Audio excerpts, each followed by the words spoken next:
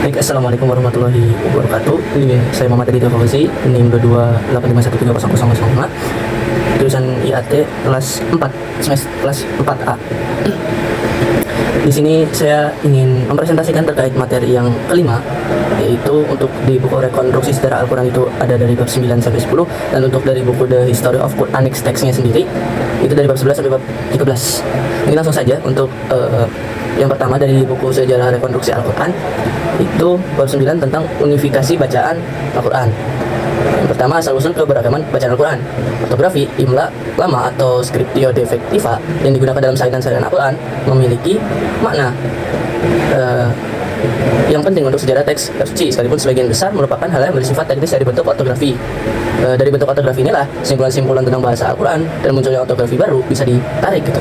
Dan untuk penjelasan lebihnya itu kurang lebih sama gitu untuk terkait asal-usul bagaimana keberagaman bacaan Al-Quran, yaitu baik itu dari latar belakang si penerima Al-Qurannya sendiri ataupun karena memang dia yang sulit untuk melafalkan huruf-huruf itu, karena Al-Quran sendiri turun tadinya target utamanya itu untuk orang-orang Arab, karena ketika itu orang-orang Arab itu terkenal jahil. Jahil di sini itu lebih ke dalam hal akidah, karena mereka itu sudah menyeleweng dari nenek moyang mereka. Mereka menyembah berhala segala macam di dalam Ka'bah, padahal nenek moyang mereka sendiri, yaitu Nabi Ibrahim itu tidak memerintahkan hal tersebut gitu kan. Ya, padahal mereka itu asli orang-orang yang cerdas, karena banyak sekali pertama di dalam hal perdagangan ya, mereka itu pusatnya gitu kan, Arab itu atau lebih khususnya itu di kota Mekah gitu. Kemudian bagaimana tentang unifikasi bacaan Al-Quran gitu kan. Langkah penyeragaman teks yang dilakukan oleh Khalifah Utsman lewat pengumpulan resmi Al-Quran pertama sekali dapat dilihat dalam tonggak awal upaya standarisasi teks maupun bacaan Al-Quran. Alasan utama yang berada di balik kodifikasi tersebut yaitu perbedaan tradisi teks dan bacaan gitu kan.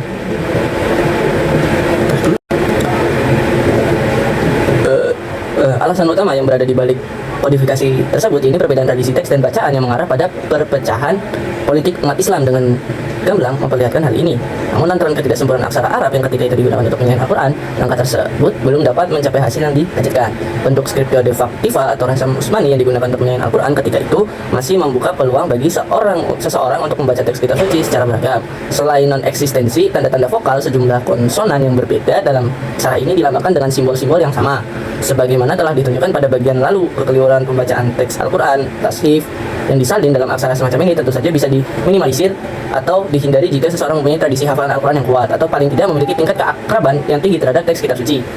Kalau tidak demikian, sangat mungkin baginya terjebak dalam kekeliruan pembacaan. Selanjutnya itu tentang bab penutup. Al-Quran diwahyukan dalam suatu situasi kesejahteraan yang konkret. Sebagian besar kandungan kitab suci ini merupakan respon terhadap situasi kesejahteraan tersebut. Situasi politik yang ketika itu didominasi oleh perebutan kekuasaan antara Persia dan Byzantium. Al-Quran sejak awal mendaku asal-usul ilahiyahnya. Sejumlah istilah yang lazim dijadikan rujukan untuknya atau dengannya kitab suci itu memperkenalkan diri, seperti Quran, kitab, zikir, tanzil, dan lain-lain, dengan jelas mengungkapkan asal-usul ilahiyahnya. Sekalipun demikian, para penentang kontemporer Nabi berdasarkan kemiripan Al-Quran dengan ungkapan kahin, syair, dan lain-lain menduga sumber inspirasi Al-Quran berasal dari ruh-ruh jahat atau kekuatan-kekuatan setania. Para oposan Nabi lebih jauh bahkan memandang Al-Quran sebagai rekayasa imajinasi kreatifnya, baik tanpa atau dengan bantuan manusia lain yang diduga berlatar belakang Yahudi atau Kristen. Al-Quran merekam seluruh tantangan yang diajukan oleh oposan kontemporer itu dan menyadarinya sembari menegaskan asal-usul ilahiyahnya. Keberagaman teks dan bacaan yang eksis dalam mushaf-mushaf otoritas para sahabat belakangan mulai mengganggu kesatuan politik umat Islam, sehingga Khalifah Utsman gitu kan mengambil kebijakan resmi untuk melakukan unifikasi teks Al-Quran dilanjutkan dengan pemusnahan mushaf-mushaf lain.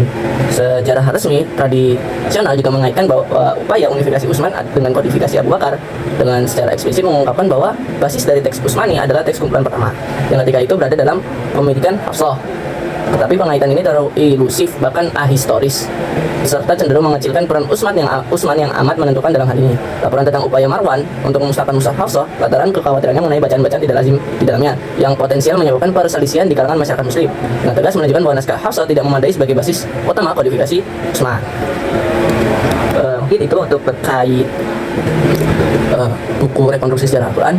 Mungkin langsung saja selanjutnya itu tentang buku The History of Quranic gitu.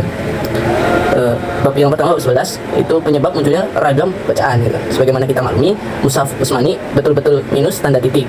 Kul zihir, yakni yakin bahwa perbedaan bacaan dalam Al-Quran adalah akibat kekeliruan dalam penulisan bahasa Arab. zaman dulu tidak ada titik dan tidak ada tanda diakritikal. Oleh karena itu, untuk kata fi'il saat dibuang tanda titiknya, memungkinkan lahirnya ragam bacaan. Sistem bacaan atau qiraat sebagai sunnah.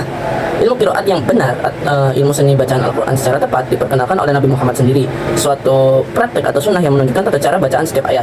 Aspek ini juga berkaitan erat dengan kewahyuan Al-Quran. Teks Al-Quran telah diturunkan dalam bentuk ucapan lisan, dan dengan mengumumkannya secara lisan pula, berarti Nabi Muhammad secara otomatis menyediakan teks dan cara pengucapannya pada umatnya. Kedua-duanya haram untuk bercerai. Kita juga menemukan seorang ahli tata bahasa menyatakan bahwa bacaan kata-kata tertentu menurutnya lebih disukai jika mengikuti tata cara aturan bahasa, karena perubahan tanda baca diakritikal tidak membawa makna yang berarti.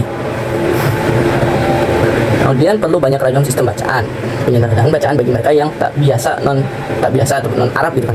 Kesatuan dialek yang sudah Nabi biasa dengannya sewaktu masih di Mekah mulai sirna setibanya di Madinah dengan meluasnya ekspansi Islam melintas belahan wilayah Arab lainnya dengan suku dan dialek baru. Berarti berakhirnya dialek kaum Quraisy yang dirasa sulit untuk dipertahankan.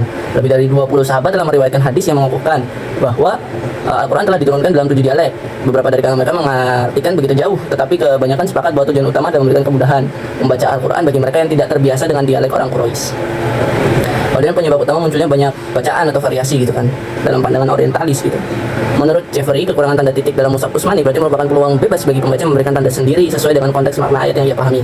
Jika ia menemukan kata tanpa tanda titik, boleh saja dibaca ya lama atau tak lama atau bak lama gitu kan, sesuai dengan pilihan karakternya menggunakan tanda titik dan tanda lainnya amat diperlukan guna menyesuaikan pemahaman sendiri terhadap ayat itu. Sebelum zaman Jeffrey, Goldziher dan lainnya berusaha meyakinkan bahwa menggunakan skrip yang tidak ada tanda titik telah mengakibatkan munculnya perbedaan. Kemudian mengubah sebuah kata karena kesamaan dalam waktu membaca. Goldziher, Blackhair, dan yang lainnya menganggap bahwa di zaman masyarakat Muslim terdahulu mengubah sebuah kata dalam ayat Al-Quran untuk mencari kesamaan adalah sangat dibolehkan. Alasan yang melandasi anggapan mereka ada dua faktor. Yang pertama, At-Tabari melaporkan melalui Umar bahwa Nabi berkata, "Oh Umar, semua Al-Quran adalah betul," gitu kan. Kecuali Anda tidak sengaja tergelincir dari satu ayat yang mendukung rahmat Allah pada seseorang mengabarkan tentang mukanya atau sebaliknya. Alasan kedua yang melandasi anggapan para orientalis ini adalah di dalam banyak hal qiraat Ibnu Mas'ud dan yang lainnya dibumbui ulasan tafsir itu.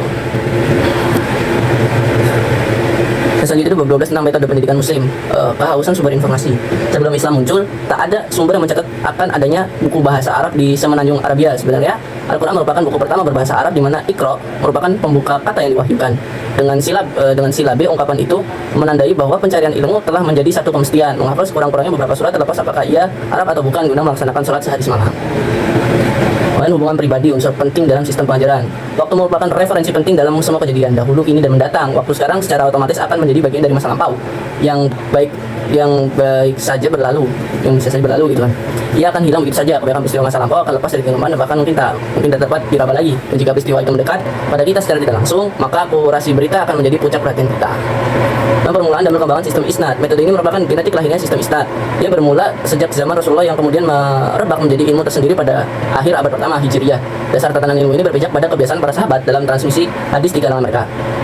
Sebagian mereka membuat kesepakatan menghadiri majelis Rasulullah secara bergilir, memberitahu apa yang mereka dengar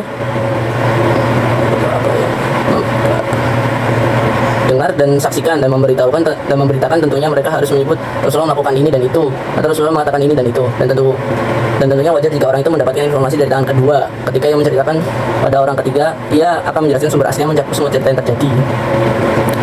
Kemudian bab 13, apa yang disebut Mushaf Ibnu Mas'ud dan tujuan ragam bacaan yang ada dalamnya. Susunan Mushaf Ibnu Mas'ud. Tidak ada dari mereka yang hidup sezaman dengan Ibnu Mas'ud menyebut mushaf yang dimilikinya memuat susunan surah yang berlainan. Isu itu muncul ke permukaan setelah beliau wafat. An-Nadli mengutip Al-Fadl bin Sadon, saya melihat susunan surat dalam Mushaf Ibnu Mas'ud sebagai berikut, gitu kan. Ada semua kecuali Al-Fatihah. Seterusnya melalui komentar, An-Nadli menyebut bahwa secara pribadi dia pernah melihat berbagai mushaf yang dikaitkan kepada Ibnu Mas'ud, akan tetapi ia tidak pernah melihat dua naskah yang mirip satu sama lain. Ditambah lagi ia juga menemukan satu naskah di abad kedua Hijriah yang memuat surat Fatihah. Teks yang berbeda dengan mushaf kita. Ketika meneliti berbagai ragam bacaan, Abu Hayyan An-Nahawi menemukan kebanyakan riwayat dikaitkan dengan Ibnu Mas'ud, mengambil sumber dari kelompok Syiah. Sementara para ilmuwan Sunni di sisi lain mengatakan bahwa bacaan Ibnu Mas'ud senada dengan bacaan seluruh umat Islam. Oleh karena itu pengaruh dari sumber ini tidak dapat mengubah keyakinan dan pengetahuan kita. Nah, kemudian 3 surat yang dihilangkan. Surat yang pertama dan 2 terakhir, yaitu surat Al-Fatihah, Al-Falaq dan An-Nas. Menurut beberapa riwayat tidak terdapat dalam mushaf Ibnu Mas'ud gitu kan. Tampaknya seluruh masalah yang ada sangat meragukan. Jeffrey mengawali tulisannya dengan melempar tudingan ragam bacaan dari surat Al-Fatihah. Ingat bahwa surat Al-Fatihah itu tidak perlu dipertanyakan lagi, merupakan surat yang paling penting dan sering dibaca. Dan juga bagian yang tidak terpisahkan dari setiap rakaat dalam salat. Dan saat berjamaah, surat itu menggema dari setiap menara masjid sebanyak 6 kali dalam sehari dan 8 kali dalam setiap Jumat gitu. Oleh sebab itu, dengan adanya ragam bacaan Al-Fatihah tidak perlu dianggap serius, dan secara logika bacaan surat ini diperdengarkan pada telinga setiap muslim bermula sejak zaman Nabi Muhammad. Ya mungkin cukup sekian terkait pembahasan materi yang kelima. Wassalamualaikum warahmatullahi wabarakatuh.